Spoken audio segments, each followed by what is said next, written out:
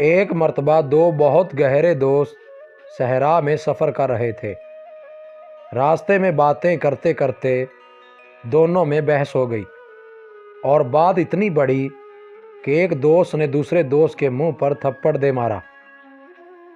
تھپڑ کھانے والا دوست بہت دکھی ہوا، مگر کچھ بولے بغیر اس نے ریت پر لکھا، آج میرے سب سے اچھے اور گہرے دوست نے میرے منہ پر تھپڑ مارا۔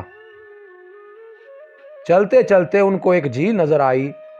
دونوں نے نہانے کا ارادہ کیا۔ اچانک جس دوست کو تھپڑ پڑا تھا وہ جھیل کے درمیان دلدلی حصہ میں پھنس گیا، مگر جس دوست نے تھپڑ مارا تھا اس نے اسے بچا لیا۔ تب بچنے والے دوست نے پتھر پہ لکھا، آج میرے سب سے اچھے اور گہرے دوست نے میری زندگی بچا لی۔ یہ دیکھ کر جس دوست نے تھپڑ مارا تھا اور بعد میں جان بچائی، اس نے پوچھا، جب میں نے تمہیں دکھ دیا تو تم نے ریت پر لکھا تھا اور جب جان بچائی تو تم نے پتھر پہ لکھا کیوں؟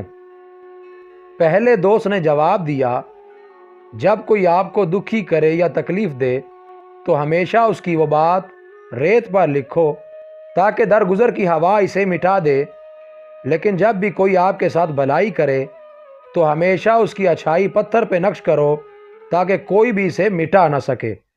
مزید اچھی ویڈیوز کے لیے چینل کو سبسکرائب کریں اور بیل کے آئیکن کو لازمی پریس کریں۔